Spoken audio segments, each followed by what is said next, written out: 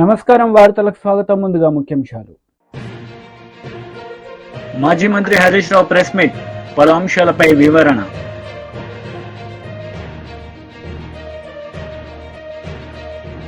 మాజీ మంత్రి Ambati Rambabu press meet, TDP నేతలపై ఫైర్.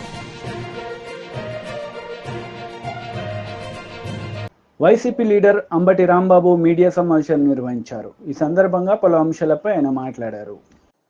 లోకేష్ గారు, నారా లోకేష్ గారు నిన్న ఒక ట్వీట్ చేశాడు. Z+ భద్రత ఉన్నా ఇంకా ఆ అభద్రత ఎందుకు జగన్? Z+ భద్రత ఉన్నా ఇంకా అభద్రత ఎందుకు జగన్? దాని ఏమంటే ఇప్పుడు జగన్కున్న భద్రత ఎంత అంటే Z+ భద్రత 58 మందితో సెక్యూరిటీ, 2 ఎస్కాట్ బృందాలు, 10 మంది సాయుధ గార్డులతో భద్రత, కాన్వాయ్లో 2 అత్యాధునిక ల్యాండ్ క్రూయిజులు, బుల్లెట్ ప్రూఫ్లు. చూడండి, ఆయన నిన్న ట్వీట్ చేశాడు. నేను అడుగుతా ఉన్నా, చంద్రబాబు నాయుడు గారు కుమారులు మీరు, మంత్రివర్గంలో సభ్యులు మీరు, ఎందుకని ఇన్ని పచ్చి అబద్ధాలు ఆడతారు? ఇది ధర్మమేనా? లోకేష్ గారు, మీకు ఇంకా బుర్ర వికసించినట్టుగా అనిపిస్తుంది. నిక్కర్లు వేసుకుని గోలీకాయలు ఆడుకునే పద్ధతుల్లో మీరు మాట్లాడుతున్నారు. ల్యాండ్ క్రూయిజులు ఉన్నాయా? చూపించాయా బాబు, నాకు తెలియకూడదు. లోకేష్ గారు, నారా లోకేష్ గారు, ఎడ్యుకేషన్ మినిస్టర్ గారు, జగన్మోహన్ రెడ్డి గారి కాన్వాయ్లో ల్యాండ్ క్రూయిజులు ఉన్నాయి అని మాట్లాడుతున్నాడు. ల్యాండ్ క్రూయిజులు ఉన్నాయంట. మా ఎక్కడ కనపడలేదు. నిన్న మొన్న తిరిగాం. ల్యాండ్ క్రూయిజులు ప్రభుత్వం సప్లై చేసిందా? బుల్లెట్ ప్రూఫ్ కార్లు, కార్లు ఏంది? బుల్లెట్ ప్రూఫ్ కార్లు ఎన్ని ఉన్నాయబ్బా? బుల్లెట్ ప్రూఫ్ కార్లు అంటే బహువచనం వాడావు కదా. ఒక్క బుల్లెట్ ప్రూఫ్ కారు ఇచ్చారు, అది కూడా లోపభూయిష్టమైనటువంటి కారు. షెడ్లో ఉండి బాగు చేయకోకుండా పంపించారు. మొదటి రోజున ఆయనతో పాటు నేను కూడా ప్రయాణం చేశాను. వినుకొండ వెళ్ళేటప్పుడు ఇక్కడ ఇంటి దగ్గర ఆ బుల్లెట్ ప్రూఫ్ కారు ఎక్కాం, సఫారీ. ఖచ్చితంగా టోల్ గేట్ యువతలే అనుకుంటా, అవతల గుర్తులేదు. వెళ్ళేటప్పటికి లోపల ఏసీ సరిగా రావడం లేదు, పైన వర్షం పడతా ఉంది, అద్దాలన్నిటికీ మంచు పట్టింది, దోవ కనపడటం లేదు, కుయ్యమని వెళ్తా ఉంది. వెళ్ళే పరిస్థితి లేదు. దిగి ప్రైవేట్ వాహనంలో వెళ్ళవలసినటువంటి పరిస్థితి ఏర్పడింది. అక్కడ దాకా ఎందుకబ్బా? ఇవాళ కోర్టులు ఏమన్నారు? మీ న్యాయవాదే, ప్రభుత్వం తరపున న్యాయవాదే, ఏమండి ఆ కారు బాగోలేదు మాట నిజమేను, స్పేర్ పార్ట్స్కి ఆర్డర్ ఇచ్చాము, అవి వచ్చేదాకా కొత్త కారు పంపిస్తాం అన్నారు. ఏంది నారా లోకేష్ గారు, మీరు మాట్లాడే మాటలు, మీరు చేసే ట్వీట్లు, ఏం మాట్లాడారు మీరు? ఏం అంటున్నారు మీరు?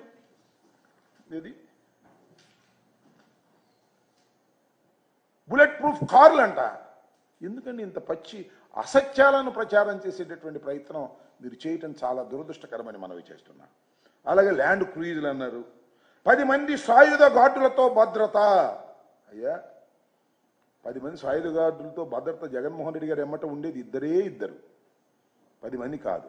మీరు కేటాయిస్తే కేటాయించుండవచ్చు, వాళ్ళందరూ గార్డులు చుట్టుపక్కల ఉంటారు, ఇంటి చుట్టూరా. ఆయన వెంట ఎక్కడికన్నా వెళితే 2 మాత్రమే సెక్యూరిటీ ఆఫీసర్స్ ఉంటారు. మీరు ఏర్పాటు చేసినటువంటి విధానం అది.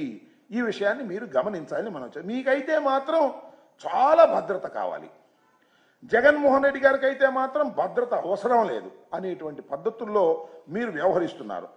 మాజీ మంత్రి హరీష్ రావు మీడియా సమావేశం నిర్వహించారు. ఈ సందర్భంగా పలు అంశాలపై ఆయన మాట్లాడారు. సమగ్రమైన విధానం లేకుండా అడ్డదిడ్డంగా ఈ రాష్ట్ర ప్రభుత్వం వ్యవహరిస్తూ ఉంది. ముఖ్యంగా నిన్న మెడికల్ అడ్మిషన్స్ విషయంలో MBBS సీట్ల అడ్మిషన్ల ప్రక్రియకు వైద్య ఆరోగ్య శాఖ ఏ నోటిఫికేషన్ అయితే ఇచ్చిందో ఇది మన తెలంగాణ విద్యార్థులకు, భవిష్యత్ తరాలకు తీరని నష్టం చేసే విధంగా ఉంది. అంటే మన పిల్లలే మనకు స్థానికేతరులుగా మారే ప్రమాదం, తెలంగాణ బిడ్డలు తెలంగాణకు స్థానికేతరులుగా మారే విధంగా ఉంది. అంటే కనీస అధ్యయనం లేకుండా MBBS BDS అడ్మిషన్ల విషయంలో ప్రభుత్వం అమలు చేస్తున్న కొత్త నిబంధనలు ఏవైతే ఉన్నాయో అవి విద్యార్థుల ప్రయోజనాలు దెబ్బతీసే విధంగా ఉంది. ముఖ్యంగా ఇక్కడ 2-3 విషయాలు చాలా ప్రధానమైనటువంటివి. తెలంగాణ ఉద్యమం మీకు తెలుసు, నీళ్లు, నిధులు, నియామకాలు 3 అంశాల మీద జరిగింది. అందులో నియామకాలకు సంబంధించి కేసీఆర్ గారి ప్రభుత్వం మన ఆకాంక్షలు నిజం చేసింది. ఎట్లా? అప్పుడు మన ఉద్యోగాలు మనకే దక్కాలి. ఆ రోజుల్లో ఏంటంటే 60% లోకల్ రిజర్వేషను, 40% నాన్ లోకల్ అని ఓపెన్ కోటాని నింపేవాళ్ళు. 70-30, 60-40లుగా నింపేవాళ్ళు. కానీ గౌరవనీయులు కేసీఆర్ గారు చాలా శ్రద్ధ పెట్టి రాష్ట్రపతి ఉత్తర్వుల సవరణ చేసి 95% లోకల్స్కు మన తెలంగాణ బిడ్డలకు ఉద్యోగాలు దక్కే విధంగా రాష్ట్రపతి ఉత్తర్వుల్లో సవరణ చేసి ఇది మనం జీవో నంబర్ 124 2018 సంవత్సరంలో జీవో 124 ఇచ్చాం. ఇందులో దీనివల్ల ఏం జరిగింది? రాష్ట్రంలో ఉద్యోగ నియామకాల్లో 95% ఉద్యోగాలు ఆ జిల్లా బిడ్డలకు, తెలంగాణ బిడ్డలకు దక్కే విధంగా ఇది మనము ఉద్యోగ నియామకాలకు లోకల్ రిజర్వేషన్ను సాధించాం. గతంలో ఉండేది ఏంది? 60-40, 70-30, అంటే 40% మంది పక్క రాష్ట్రం వాళ్ళు వచ్చి ఓపెన్ కాంపిటీషన్లో తెలంగాణలో ఉద్యోగాలు పొందే అవకాశం ఉండేది. 30% మంది స్థానికేతరులు, తెలంగాణేతరులు కూడా తెలంగాణలో ఉద్యోగాలు పొందే అవకాశం ఉండేది. కానీ ముఖ్యమంత్రి గారు స్వయంగా రాష్ట్రపతి గారిని కలిసి, ప్రధానమంత్రి గారిని కలిసి, తాను స్వయంగా ఢిల్లీకి వెళ్ళి కేసీఆర్ గారు 95% ఉద్యోగాలు తెలంగాణ బిడ్డలకు దక్కే విధంగా ఉద్యోగ నియామకాల్లో మేము సవరణ చేశాం. ఇది ఎప్పుడు? 2018లో జీవో 124 ద్వారా 95% ఉద్యోగాలు స్థానికులకు దక్కే విధంగా సాధించింది బీఆర్ఎస్ ప్రభుత్వం. అయితే విద్య విషయంలో కూడా మనం చేసుకోవాల్సిన అవసరం ఉండే. కానీ ఎస్ఆర్సి స్టేట్ రీఆర్గనైజేషన్ యాక్ట్లో ఏం చెప్పారు వాళ్ళు? 10 ఏళ్ల పాటు తెలంగాణ, ఆంధ్రప్రదేశ్లో అడ్మిషన్స్లో, ఎడ్యుకేషన్ అడ్మిషన్స్లో పాత పద్ధతి యథావిధిగా కొనసాగుతుంది. అంటే 15% ఏదైతే ఓపెన్ కోటా ఉందో ఆంధ్రాలో 15%లో తెలంగాణ విద్యార్థులు వెళ్ళొచ్చు, తెలంగాణలోని విద్యాలయాల్లో 15% ఆంధ్ర విద్యార్థులు ఇక్కడ రావచ్చు. ఈ పద్ధతిని మరో 10 ఏళ్ల పాటు యథావిధిగా కొనసాగించాలని రాష్ట్ర విభజన చట్టంలో చెప్పారు. అందువల్ల దాన్ని మేము మార్చలేకపోయాం. మీకు ఇంకా బాగా అర్థం చేసుకోవడానికి, ఎందుకంటే చాలా ముఖ్యం, ఒక్కొక్కరు డాక్టర్ కావాలని జీవితాంతం కలగంటారు. పిల్లలే కాదు, తల్లిదండ్రులు కూడా రాత్రింబవళ్ళు కష్టపడి పిల్లల్ని చదివిస్తారు. పిల్లలు కూడా నిద్రాహారాలు మని ఒక డాక్టర్ కావాలని జీవితం అంతా తపన పడుతుంటారు.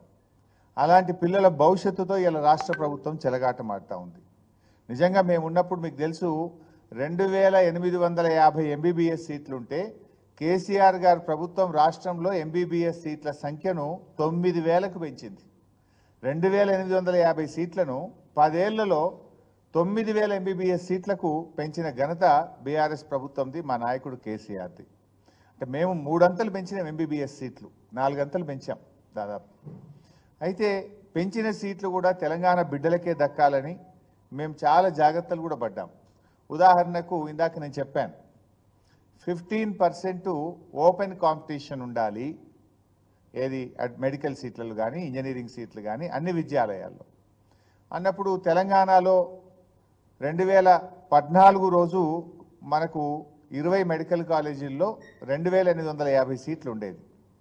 2850 సీట్లు అంటే ఒక 280 సీట్స్ ఓపెన్ కాంపిటీషన్లో ఆ పిల్లలు రావడానికి అవకాశం ఉండేది. అందులో అంటే మేమేం చేసినాము, మేము బాగా ఆలోచించి తెలంగాణ వచ్చిన తర్వాత మెడికల్ కాలేజీలు బాగా పెట్టాం కదా, 20 నుంచి 36 మెడికల్ కాలేజీలు అయినాయి. నేను ఆ రోజు ఆరోగ్య శాఖ మంత్రిగా ఉన్నప్పుడు నేను ఒక నిర్ణయం తీసుకున్నా. తెలంగాణ రాష్ట్రం వచ్చిన నాటికి ఎన్ని మెడికల్ కాలేజీలు ఉన్నాయో దాంట్లో మాత్రం. టీడీపీ లీడర్ మీడియా సమావేశం నిర్వహించారు. ఈ సందర్భంగా పలు అంశాలపై ఆయన మాట్లాడారు. 15-20 సంవత్సరాల నుంచి మనందరం ఈ మాట వింటూనే ఉంటాం. లేపాక్షి భూముల్ని రాజశేఖర రెడ్డి గారు ఎట్లా శ్యాంప్రసాద్ రెడ్డికి ఏమంటారు మొత్తం ఇచ్చింది. ఆ ఇందు శ్యాంప్రసాద్ రెడ్డి గారు ఏ విధంగా దాన్ని కొదవ పెట్టింది, ఇవంతా పాత స్టోరీలు మనం చాలాసార్లు చూసాం. సో ఇవంతా కోర్టులకు ఎక్కింది, ట్రిబ్యునల్లో ఉన్నాయి రకరకాలు. గత 5 సంవత్సరాల నుంచి జగన్మోహన్ రెడ్డి గారు ఈ 8,884 ఎకరాల లేపాక్షి భూములను చాలా సైలెంట్గా ఏం మాట్లాడకుండా చాలా చీప్గా కూట్నీలకు అంటారు మా రాయలసీమ భాషలో, కూట్నీళ్లకు అంటే కారు చౌకగా ఎలా కొట్టేయాలంటే 8,844 ఏకర్స్ భూమిని కేవలం 500 కోట్లకు కొట్టేయాలని ట్రై చేస్తున్నాం అనమాట. కేవలం 500 కోట్లకు. సో ఇష్యూ ఏంటంటే మొత్తం 8,844 ఎకరాల భూములు 5,811 ఎకరాలు అసైన్ భూములు, మిగిలిన 3,032 ఎకరాలు ప్రభుత్వ భూములు. రాజశేఖర రెడ్డి గారు చాలా ఉదారంగా చాలా పెద్ద సైన్స్ అండ్ టెక్నాలజీ సిటీ ఏర్పాటు చేస్తాను ఇందు శ్యాంప్రసాద్ రెడ్డికి ఇవ్వడం, ఆయన దాన్ని కుదవబెట్టడం, ఆయన దాన్ని దివాలా తీయడం, ఆ తర్వాత ఈడీ ఆ భూముల్ని అటాచ్ చేయడం, శ్రీ జగన్మోహన్ రెడ్డి గారిని ఆ కేసులో A1గా A2గా మన విజయసాయి ఎట్లా ఉంటాడు ఇప్పుడు ఆయన్ని ప్రవేశపెట్టడం, వాళ్ళిద్దరి మీద కేసు బుక్ చేయడం, ఆయన జైల్లో ఉండడం, బెయిల్ తీసుకొని రావడం, ఇవంతా జరిగాయి. 2019లో జగన్మోహన్ రెడ్డి గారు అధికారంలోకి వచ్చారు. వచ్చిన తర్వాత ఆయన కళ్ళు అట్లా మొత్తం రాష్ట్రం అంతా తిరిగాయి కదా, ఎక్కడ భూములు కనిపిస్తాయి, ఎక్కడ తీసుకుందామని. ఈ 8,844 ఎకరాల్లో 4,190 ఎకరాలు అనుకుంటాను మొత్తం అప్పట్లో ఇందు శ్యాంప్రసాద్ రెడ్డి బ్యాంకుల్లో కుదవబెట్టి లోన్ తీసుకున్నాడు. దాదాపు 4,000 కోట్ల రూపాయలు లోన్ తీసుకున్నాడు. ఆ లోన్లో కట్టలేదు. కట్టకపోతే బ్యాంకులు వచ్చాయి, మా దగ్గర లోన్ తీసుకున్నాడు ఆయన కట్టలేదు, సో ఆయన కుదవబెట్టిన మేము ఆ భూములు గ్యారంటీగా పెట్టుకొని ఇచ్చాము, ఆయన కుదవబెట్టిన భూముల్ని మాకు ఇప్పించేసేయండి అని చెప్పి ట్రిబ్యునల్లో దాఖలు చేశారు. చూడ్డానికి బాగానే ఉంటుంది ఇది, కానీ ఇది బోల్ట్ రూపం అంటే BOLT, build operate lease transfer రూపంలో వచ్చింది అది. సో 119 కోట్ల రూపాయలకి రైతుల దగ్గర APIIC అంటే అప్పటి ఆంధ్రప్రదేశ్, ఉమ్మడి ఆంధ్రప్రదేశ్లోని ఆంధ్రప్రదేశ్ ఇండస్ట్రియల్ ఇన్ఫ్రాస్ట్రక్చర్ కార్పొరేషన్ రైతుల దగ్గర నుంచి 119 కోట్ల రూపాయలకి 8,000 ఏకర్స్ ఇంక్లూడింగ్ గవర్నమెంట్ భూమి. సో కొని టోటల్ 8,000 ఏకర్స్, దాంట్లో 5,811 ఏకర్స్ని కొని మొత్తం ఆ ల్యాండ్ పార్సల్ని ఎందుకు ఇచ్చింది. ఓనర్షిప్ ఇవ్వలేదు, ల్యాండ్ నువ్వు వాడుకో, అక్కడ పరిశ్రమ స్థాపించు అని చెప్పించింది. ఈయన రాజశేఖర్ గారి గవర్నమెంట్లో హ్యాపీగా దాన్ని బ్యాంకులు కుదవబెట్టారు. ఆ బ్యాంకుల్లోని దొంగ వెధవలు ఎవరో, బ్యాంకుల్ని దొంగ వెధవలో నేను తిడుతున్నా. అది వాడి భూమి కాదు, హిందూ భూమి కాదు, అది గవర్నమెంట్ లీజుకి ఇచ్చిన రైతుల భూమి, అది గవర్నమెంట్ భూమి. అది దాన్ని కుదవబెట్టుకున్న 4,000 కోట్ల రూపాయలు ఇచ్చిన ఆ మహా మేనేజర్లు ఎవరో అప్పటి బ్యాంక్ మేనేజర్లు.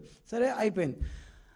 ఆయన భూమి కాని భూమిని కొత్త పెట్టేసుకొని ఆయనకి 4,000 కోట్లు ఇచ్చారు, ఆయన దివాళా తీశారు. వీళ్ళు వచ్చి మా భూములు మాకు ఇప్పించండి, మా యొక్క అప్పులు మాకు ఇప్పించండి, లేకపోతే మాకు ఆ భూములను ఇప్పించండి అని వైసీపీ లీడర్ మీడియా సమావేశం నిర్వహించారు. ఈ సందర్భంగా పలు అంశాలపై ఆయన మాట్లాడారు. అది కూడా మాదే కుట్ర అంటూ ఉన్నారు. రికార్డులు తగలబెడితే అవే రికార్డులు MRO ఆఫీసుల్లో ఉంటాయి, RDO ఆఫీసుల్లో ఉంటాయి, కలెక్టరేట్లో ఉంటాయి, సెక్రటరియట్లో ఉంటాయి.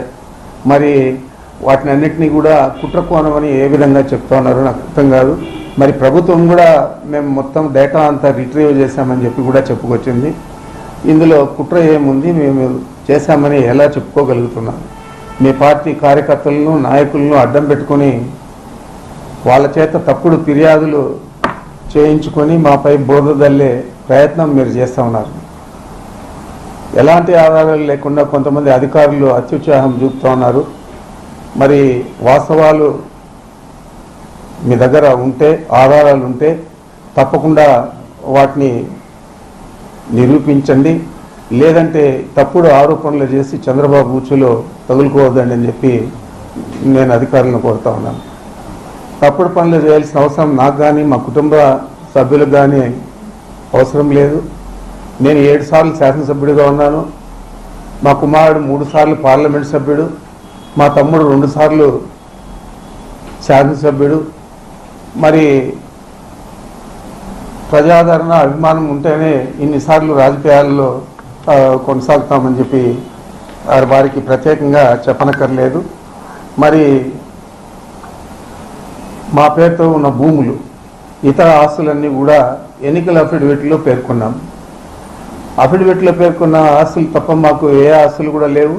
మరి మదనపల్లి కేసుకు సంబంధించి సిఐడికి అప్పగించిన, సిబిఐకి అప్పగించిన నాకు ఇబ్బంది లేదు. ఆ కేసుకు నాకు ఎటువంటి సంబంధం లేదు. కానీ వైసీపీ నాయకులపై కేసులు వేసి వారిని వేధించే ప్రయత్నం చేసేదే కాకుండా వారి ద్వారా నా పేరు చెప్పించే దానికి ప్రత్యేకంగా ఈ కుట్ర చేస్తూ ఉన్నారనేది ఈ రాష్ట్ర ప్రజలందరికీ కూడా తెలుసని చెప్పి కూడా మీకు మనవి చేస్తూ ఉన్నాను. గతంలో పుష్కరాల్లో చనిపోయారు చంద్రబాబు ఆధ్వర్యంలో. ఈ మధ్య ఎలక్షన్ అయిన తర్వాత చాలామందిని అతి దారుణంగా హత్యలు చేశారు. మరి చాలామంది చిన్న పిల్లలందరినీ కూడా మానభంగం చేశారు. మరి ఈ వీటిల్లో వేగవంతంగా మీ ప్రభుత్వం పనిచేసిందా? మరి ఏదో అక్కడ రికార్డులు కాలిపోయినాయి, ఆ అత్యవసరంగా పోవాలని చెప్పి హెలికాప్టర్ ద్వారా డీజీపీని పంపించి దీని మీద ఒక పెద్ద ఇది కేసు, చాలా ప్రమాదం, ఇది ఈ రాష్ట్రం అంతా కూడా కూలిపోతుంది అని చెప్పే లెక్కలో మీరు చేశారు. ఏ రోజు కూడా మేము 50 సంవత్సరాల నుంచి రాజకీయాల్లో దాదాపు 74 నుంచి విద్యార్థి రాజకీయాల్లో, ఆ తర్వాత ప్రత్యక్ష రాజకీయాల్లో ఎప్పుడు కూడా DGP helicopter. BRS leader media సమావేశం నిర్వహించారు. ఈ సందర్భంగా పలు అంశాలపై ఆయన మాట్లాడారు. కర్రా అని బోగస్ కంపెనీలు, ఫ్రాడ్ కంపెనీలు అనే అనుకున్నాం, కానీ ఇప్పుడు ఒక కుటుంబ కంపెనీ కూడా వచ్చింది. ఉద్యమంలో కొట్లాడి, ఎన్నికల్లో నిలబడి, ఓట్లు తెచ్చుకొని, రికార్డు స్థాయిలో ఓట్లు తెచ్చుకొని, హరీష్ రావు గారు కానివ్వండి, కేటీఆర్ గారు కానివ్వండి, ఉద్యమంలో పాల్గొన్న కవిత గారిని కానివ్వండి, తీవ్రంగా కుటుంబ పాలన అని అటాక్ చేశారు. కానీ తెలంగాణ ఉద్యమంలో ఎక్కడ కూడా కనబడని, ఇప్పటి వరకు ఎలక్షన్స్లో కూడా పాల్గొనని, మరి పార్టీకి ఏమైనా పనిచేసిరో లేదో తెలియదు, కానీ ఒక దండుపాల్యం బ్యాచ్ అసలైన కుటుంబ పాలన, దోపిడి పాలన ఎలా కనబడుతున్నది. ఒక బ్యాచ్ ఏమో ఆస్ట్రేలియాలో ఉన్నది, అనుముల కొండల్ రెడ్డి గారి బృందంలో. ఇప్పుడే వస్తుంటే హైదరాబాద్ నగరంలో మొత్తం గోడల మీద పోస్టర్లు కనబడ్డాయి. అరే ఎవరో ఇప్పుడే జూల నుంచి ఒక సింహం బయటకు వచ్చింది, సింహం పోస్టర్ వేసిరు, ఎవరినే అని చూస్తే తిరుపతి రెడ్డి గారి, అనుముల తిరుపతి రెడ్డి గారి బర్త్డే అంట. మొత్తం హైదరాబాద్ గోడలంతా అనుముల తిరుపతి రెడ్డి గారికి అప్పచెప్పేసారు. వీళ్ళిద్దరు ఇట్లుంటే నేనేమన్నా వెనుకకు పోయినానా, నాకు కూడా ఏమన్నా చేయాలి కదా, అన్న ముఖ్యమంత్రి అయిండు అని అమెరికాలో ఉన్న జగదీష్ అనుముల గారు, ఇది అమెరికా పర్యటనలో భాగంగా వారితో పాటు కనిపిస్తున్న ఇంకొక సోదరులు జగదీష్ రెడ్డి అనుముల గారు నిన్న స్వచ్ఛ బయో ప్లాంట్ తోని ఎంఓయు ఒప్పందాలు 1000 కోట్లు అని ప్రకటించింది ముఖ్యమంత్రి గారి కార్యాలయం. ముఖ్యమంత్రి గారు ప్రకటించారు. ఇందులో వారు వేసిన ట్వీట్లో, వారు చేసిన ప్రకటనలో, మీడియా ప్రకటనలో సునంగీత్కి చెందిన ఒక సైంటిస్ట్ పేరు ప్రవీణ్ పరిపాటి గారు, వారు ఇక్కడ ఉన్నారు. ఓకే, మరి ఇందులో స్వచ్ఛ బయో వాళ్ళు ఎక్కడున్నారు, ఎవరు అసలు, వీళ్ళందరూ ఎవరు అని ఒక స్టడీ చేస్తే అసలు స్వచ్ఛ బయో అనే సంస్థ దాని రిజిస్ట్రేషన్ డీటెయిల్స్ చూస్తే ఇది కేంద్ర ప్రభుత్వం companies act, ministry of corporate affairs నుంచి తీసిన డాక్యుమెంట్. ఈ డాక్యుమెంట్లో 2 డైరెక్టర్స్ ఉన్నారు ఈ కంపెనీకి. Director number 1 Vedavalli Sivananda Reddy. స్వచ్ఛ బయోకి సంబంధించి వార్తలు ముగించే ముందు ముఖ్యాంశాలు మరోసారి. మాజీ మంత్రి హరీష్ రావు ప్రెస్ మీట్, పలు అంశాలపై వివరణ.